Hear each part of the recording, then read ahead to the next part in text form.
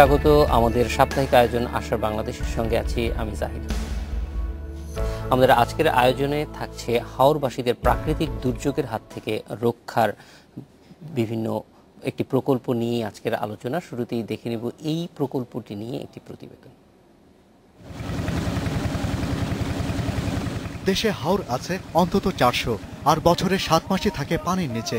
স্বাভাবিক বন্যার পাশাপাশি পাহাড়ি ঢলের সৃষ্ট আকস্মিক বন্যায় মার্চ এপ্রিলে নষ্ট হয় কৃষি ও মৎস্য সম্পদ। তাই এই হঠাৎ বন্যার খবর আগাম জানাতে আধুনিক প্রযুক্তি আবিষ্কার করেছে বুয়েট। মৌলভীবাজার রাডার স্টেশনের মাধ্যমে পূর্বাভাস যাবে হাওর এলাকায়। আবহাওয়াগত বিষয়গুলোকে আমরা অনেক আগেই প্রচার করতে পারবো। যদি কোনো সংকট তৈরি হবার সম্ভাবনা তৈরি হয়, সেটা এমনভাবে জানানো হবে যাতে কমপক্ষে 70-72 ঘন্টা সময় তারা পেতে পারেন। এবং একেবারে পেকে যাচ্ছে এই পর্যায়ের ধান নষ্ট হবে, সেই নষ্ট হবার সুযোগটা দেয়া হবে না। লোকজন যদি জেনে যান, তাহলে তারা নির্বিঘ্নে ওই 3 দিনকে ব্যবহার করে ফসলটা ঘরে তুলে আনতে পারবেন। সতর্ক বার্তা ছাড়াও নেত্রকোনা, কিশোরগঞ্জ, সুনামগঞ্জ, হবিগঞ্জ ও ব্রাহ্মণবাড়িয়ায় জলবায়ু পরিবর্তন মোকাবেলায় গড়ে তোলা হবে 5টি মডেল গ্রাম। 224টি গ্রাম রক্ষায় বৃক্ষরোপণ, আশ্রয় কেন্দ্র নির্মাণ, নবায়নযোগ্য জ্বালানি ব্যবহার ও বন্যায় ক্ষতি হবে না এমন সড়ক নির্মাণের কাজও থাকছে এর আওতায়।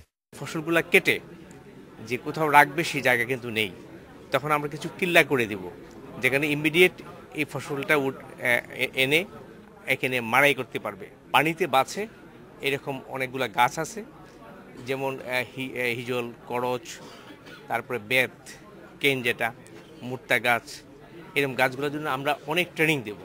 117 কোটি টাকার এই সম্পূরক প্রকল্পের আওতায় প্রায় 1.5 লাখ মানুষ জলবায়ু পরিবর্তনের ঝুঁকি মোকাবেলায় প্রশিক্ষিত হবে বলে মনে করছে আন্তর্জাতিক কৃষি উন্নয়ন তহবিল। Shahriar Anirban, independent news, Dhaka. হঠাৎ বন্যার আগাম সতর্কবার্তা পৌঁছে দেবে স্থানীয় সরকার প্রকৌশল বিভাগের নতুন এই প্রকল্প climate adoption and livelihood protection Kelly. 7 দিন আগেই হাওর এলাকার কৃষকদের কাছে পৌঁছে যাবে এই বার্তা। এর ফলে প্রাকৃতিক দুর্যোগের হাত থেকে রক্ষার পাশাপাশি হাওরবাসীদের জীবন ও জীবিকার উন্নয়নে বাস্তবায়িত হবে মনে করছেন সংশ্লিষ্টরা। এ বিষয়ে কথা বলতে স্টুডিওতে উপস্থিত আছেন বাংলাদেশ প্রকৌশল বিশ্ববিদ্যালয়ের পুরকৌশল বিভাগের অধ্যাপক শামসুল হক ও অধ্যাপক শরীফুল ইসলাম। এছাড়া আছেন হাওর ইনফ্রাস্ট্রাকচার অ্যান্ড লাইভলিহুড ইমপ্রুভমেন্ট প্রজেক্টের প্রকল্প পরিচালক গোপাল চন্দ্র সরকার। কথা বলবো তাদের সঙ্গে। আমরা প্রথমে একটু গোপাল চন্দ্র সরকার আপনার কাছ থেকেই জানতে চাইব যে এই যে প্রকল্পটি আমরা প্রতি বছরই যখন বিশেষ করে বর্ষার আগে আমরা এই খবরগুলি পেতে থাকি যে হঠাৎ করে বন্যায় যেতে ফ্লাডে অনেক মানুষ ক্ষতিগ্রস্ত হচ্ছে, পাকা ধান দেখা যাচ্ছে যে রাতারাতি তলিয়ে যাচ্ছে, কৃষক খুবই দুর্বিষহ পরিস্থিতির মধ্যে পড়ছে, এবং সেইখান থেকে রক্ষা পাওয়ার একটা সতর্কতা আপনারা এই প্রকল্পের মধ্য দিয়ে নিয়ে আসছেন। আমরা আসলে প্রথমে একটু পুরো প্রকল্পটা সম্পর্কে জানতে চাই আপনার কাছ থেকে। ধন্যবাদ। হাওর অঞ্চল বাংলাদেশের নর্থ ইস্টার্ন রিজিয়নে কিছু এরিয়া মিলে হাওর অঞ্চল। জিওগ্রাফিক্যাল কারণে ওই এরিয়াটা নর্মাল যে লেভেল আছে তার চাইতে একটু ডিপ্রেসড, যেখানে বছরে 5-6 মাস পানি থাকে। তো সেখানকার জনগণের একমাত্র জীবিকা অবলম্বনের উপায় হলো বুড়ো ফসল। একমাত্র ফসল বুড়ো ফসল ড্রাই সিজনে। রেইনি সিজনে কিছু লোক ফিশিংয়ের সঙ্গে সংযুক্ত থাকে, যে কারণে আনএমপ্লয়মেন্ট খুব বেশি, অর্থাৎ বর্ষায় তাদের কোনো কর্মসংস্থানের ব্যবস্থা থাকে না। তাছাড়া একটা মাত্র বুড়ো ফসল, সেটা যেহেতু মেঘালয় এবং আসামের প্রান্তে হাওর অঞ্চলটা, আর্লি ফ্লাড যেটা প্রি মনসুন ফ্লাড, বর্ষার আগে যে ফ্লাডটা, যেটা মার্চ থেকে এপ্রিল মের মধ্যে যেটা আশঙ্কা থাকে, এই ফ্লাডটা যখন আসে তখন যেহেতু নদীর ধারণ ক্ষমতাও অনেক কমে গেছে সিলটেশন হয়ে, এই পানিটা নদীর পার উপচে ওয়াটার বোর্ডের সাবমার্জেবল রুট এম্বেঙ্কমেন্ট, সেটা উপচে যখন জমিতে চলে আসে, তখনই কৃষক ক্ষতিগ্রস্ত হয়। হাওর অঞ্চলে প্রতি 5-6 বছর পর পর একবার কিন্তু এই ফ্লাশ ফ্লাডে এফেক্টেড হয়। যখন এফেক্টেড হয় তখন 80-90% ফসল তলিয়ে যায়। এখন এই ঘটনাটা ঘটে সাধারণত ফসল যখন পাকা ফসল থাকে, জমিতে পাকা ফসল, কৃষক যদি এই বন্যার আগমনী বার্তা যদি 3 দিন 4 দিন আগে জানতে পারত, তাহলে ফসলটা কেটে ওঠানো সম্ভব হয়। এই বাংলাদেশে এখন পর্যন্ত এরকম কোনো সিস্টেম ডেভেলপ করে নাই। হয়তো সেটা কয়েক ঘন্টা আগে, 6 ঘন্টা 7 ঘন্টা আগে এই সতর্কবার্তাটা আসে, কিন্তু সেটা কৃষক পর্যায়ে কিন্তু সেই সতর্কবার্তাটা পৌঁছে না। যতক্ষণে পৌঁছে তার আগেই ফসল নষ্ট হয়ে যায়। এখন BUET, Bangladesh meteorological department, water development board, এই 3টা প্রতিষ্ঠানের সঙ্গে আমাদের একটা মেমোরেন্ডাম অফ আন্ডারস্ট্যান্ডিং একটা হচ্ছে। মেটেরোলজিক্যাল ডিপার্টমেন্টের একটা রাডার স্টেশন আছে মৌলভীবাজারে, যেটা 200 কিলোমিটার রেডিয়াসের তথ্য নিতে পারে। 200 কিলোমিটার মানে আমার যে রেইনফলটা বাংলাদেশে এসে হাওড় অঞ্চলে এফেক্ট করে পুরোটাই কভার করে, সেটা আসাম এবং মেঘালয়ের পুরোটাই কভার করে। তো সেক্ষেত্রে বিএমডি থেকে সেই তথ্য নিয়ে বুয়েট এবং আইডব্লিউএম তারা সেটা অ্যানালাইসিস করবে, করে আবার সেটা ফ্লাশ ফ্লাড ওয়ার্নিং সেন্টার ওদের কাছে সেটা আবার থ্রো করবে। তাদের মাধ্যমে কৃষকের কাছে সেই বার্তাটা পৌঁছানোর ব্যবস্থা করা হবে। সেটা এখনও ফাইনালাইজেশন হয় নাই যে কিভাবে বার্তাটা যাবে। তবে আমার একটা প্রপোজাল ছিল যে কৃষকের যে মোবাইল ফোনটা থাকবে, সেলফোন, এটা তো একটা বিপ্লব হয়ে গেছে সেলফোনে। ওই সেলফোনে প্রত্যেকের সেলফোনটা একটা ডাটাবেস থাকবে।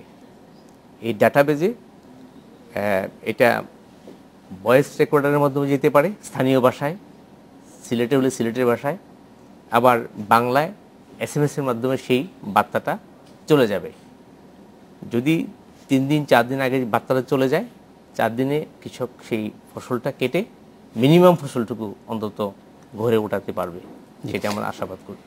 আমরা একটু শরীফুল ইসলামের কাছে জানতে চাইব যে এই প্রকল্পটিতে আপনি কাজ করছেন এবং এইটার আসলে মূল কিভাবে কাজটা করবে, কিভাবে তথ্য দেয়া এবং তথ্যটা সংগ্রহের প্রক্রিয়াটি থাকবে। এবং একই সঙ্গে আরেকটি জিনিস একটু জানতে চাইব, সেটা হচ্ছে যে এখানে যে আমরা জানি যে হাওর অঞ্চলের ঢেউগুলিও একটা লম্বা ট্রাভেল করে আসে এবং সেগুলিও অনেক সময় দেখা যায় যে পার ভেঙে যায়, এইগুলি রোধ করবার ক্ষেত্রে এটার কোনো ধরনের ভূমিকা থাকবে? ধন্যবাদ। আপনার প্রথম মিস্টার গোপাল যেটা নিয়ে কথা বলেছেন, তথ্য সংগ্রহ, ওটা খুব বিস্তারিত যাওয়ার আগে আমি যেটা বেশি ইন্টারেস্টেড এবং যেটা আমাদের এই প্রজেক্টে মূল কম্পোনেন্ট থাকবে, যেটা আপনি বললেন যে বাঁধ রক্ষা বা ওখানে যে মানুষজন থাকে, যে কিল্লা যেটাকে বলে মাউন্ট, উঁচু ভূমি, সেটা রক্ষা কিভাবে করা হবে সেটা নিয়ে আমি একটু কথা বলতে চাই আগে। কারণ এটা অত্যন্ত জরুরি। আপনি দেখেন প্রতি বছর যখন পানি অনেক উপরে চলে আসে বা পানির যখন প্রবাহ প্রচণ্ড হয়, তখন যেটা হয় যে ওখানকার রাস্তাঘাট পানির নিচে চলে যায়, প্লাস হচ্ছে যে তারা যে উঁচু ভূমিতে থাকে তাদের যে বাড়িঘরগুলা, এটা কিন্তু ক্ষতিগ্রস্ত হয় এবং ওরা স্থানীয় ভাষায় সেটাকে বলে আফাল। তাহলে সেই আফাল থেকে রক্ষা করার জন্য একটা হতে পারে আমরা যদি খুব রিজিড স্ট্রাকচার বা রিজিড সলিউশন দিতে পারি, তাহলে কিন্তু প্রত্যেকটাকে হয়তো অনেক রক্ষা করা সম্ভব। কিন্তু প্রশ্ন যেটা হলো যে এদেরকে রক্ষা করতে গেলে যে পরিমাণ বাজেট বা যে পরিমাণ আমাদের টাকা দরকার, সেটা কি আমাদের সামর্থ্য আছে কিনা, সেটা একটা প্রশ্ন। দ্বিতীয় প্রশ্ন হচ্ছে যে ধরে নিলাম যে আমাদের সেই সামর্থ্য আছে, কিন্তু সেটা আসলে মানে এনভায়রনমেন্টালি সেটা আমাদের জন্য সাস্টেনেবল কিনা বা নিরাপদ কিনা, সেটাও দেখতে হবে। কারণ বেশিরভাগ রিজিড স্ট্রাকচারগুলোই কিন্তু হয় আপনার সিমেন্ট, কংক্রিট, লোহা এই ধরনের জিনিসপত্র ব্যবহার করে, এবং সেটা আমরা জানি এখন কিন্তু ক্লাইমেট চেঞ্জের থ্রেটে এগুলি যত কম ব্যবহার করা যায় সেটা আমাদের জন্য তত টেকসই হয় না। আমরা টেকসই প্রযুক্তির দিকে আমাদের যেতে হবে। সেজন্য এখানে আমরা যেটা অবতারণা করতে চাচ্ছি, আপনারা জেনে খুশি হবেন, আমাদেরই মানে প্রত্যন্ত এলাকায় পাওয়া যায় কিছু কিছু আপনার মানে সেটা ঘাস জাতীয় বা সেটাকে আপনি প্রত্যেক অঞ্চলে বিভিন্ন রকম পাওয়া যায়, যেটা ইরোশন কন্ট্রোলে অত্যন্ত ফলদায়ক হিসেবে কাজ করে। যেমন এই প্রসঙ্গে আমি একটা স্পেসিসের নাম বলতে পারি, সেটা হচ্ছে এলাকায় সেটাকে বিন্না ঘাস বলে অথবা বিন্না ছোয়া বলে, বিভিন্ন জায়গায় বিভিন্নভাবে নাম বলে, কিন্তু সেটার ইংরেজি নাম হচ্ছে ভেটিবার। ভেটিবার তো ভেটিবারটার 3 ধরনের প্রজাতি আছে, সেটার মধ্যে যেটা ভেটিবারিয়া জিজানয়েডস সেটা হচ্ছে সবচেয়ে ভালো এই স্লো প্রোটেকশনের জন্য। এবং আমরা এতটাই ফরচুনেট যে বাংলাদেশে যেটা পাওয়া যায় বিন্না ঘাস বা বিন্না ছোবা, সেটা হচ্ছে সেই স্পেসিসটা যেটা হচ্ছে ভেটিবারিয়া জিজানয়েডস। তাহলে আমরা এটাকে কেন ব্যবহার করব না?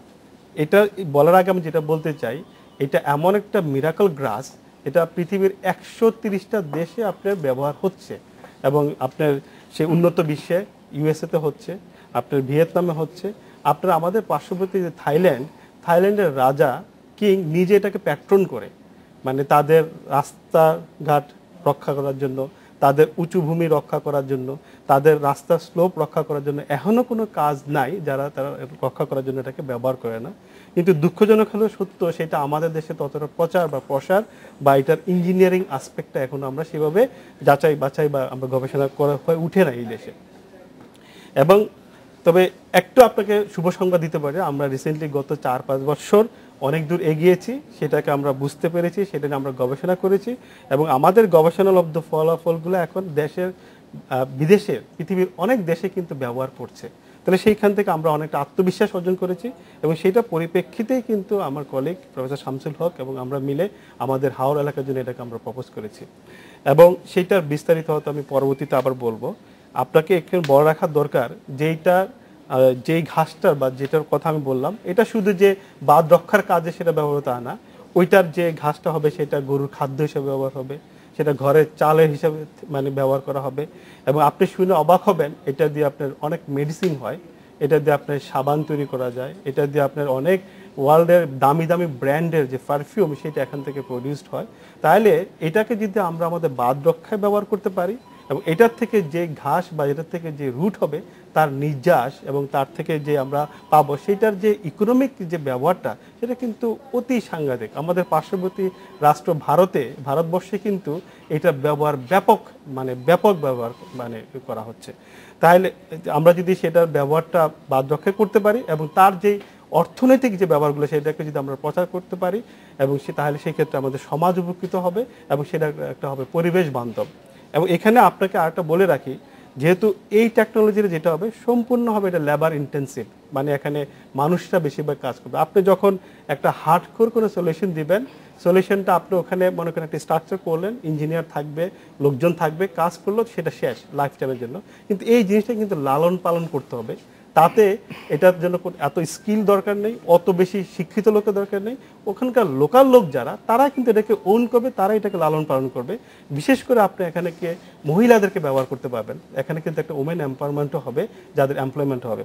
তো এতগুলা গুণাগুণ থাকার কারণে আমরা যেটা চিন্তা করেছি, আমরা যেখানে একদম হার্ড পয়েন্ট, ডেফিনেটলি আমরা সেখানে হার্ড সলিউশন কিছুটা দিব, কিন্তু এটার সাথে সাথে যেখানে আমাদের সফট, যেটাকে সফট বায়ো ইঞ্জিনিয়ারিং বলা হয়, যেটা আমাদের জন্য পরিবেশ বান্ধব, যেটা খরচ অনেক অনেক কম এবং যেটা শুধু উপকারী আছে, অপকার বলতে কিছু নাই, তাহলে সেটা আমরা এখানে ব্যবহার করতে যাচ্ছি। এবং আপনাকে জানিয়ে রাখি, আমরা কিন্তু ইতিমধ্যে বাংলাদেশের বিভিন্ন জায়গায় সেটাকে পাইলটিং করে অত্যন্ত আত্মবিশ্বাস অর্জন করেছি। সেটা আমরা করেছি কুয়াকাটাতে, আমরা করেছি স্যালাইন জোনের বিভিন্ন অংশে। সো আমরা বিশ্বাস করি যে আমাদের এই নতুন টেকনোলজি হাওর এলাকায় এটা ভালোভাবে কাজ করবে, এটা আমাদের প্রত্যাশা এবং ড্রিম। অধ্যাপক শামসুল হক, আপনার কাছে আসবো যে এই প্রযুক্তি যা ব্যবহার করা হবে ক্যালিপ প্রজেক্টে, সেইটার পরিবেশগত দিকটা, পরিবেশের সঙ্গে যেটা শরীফুল ইসলামও বলছিলেন যে পরিবেশ এবং একই সঙ্গে মানুষের জন্য অনেক বেশি লাকসই হবে এরকম ব্যবহার করা হচ্ছে প্রযুক্তি। তো এই প্রযুক্তিগুলি কি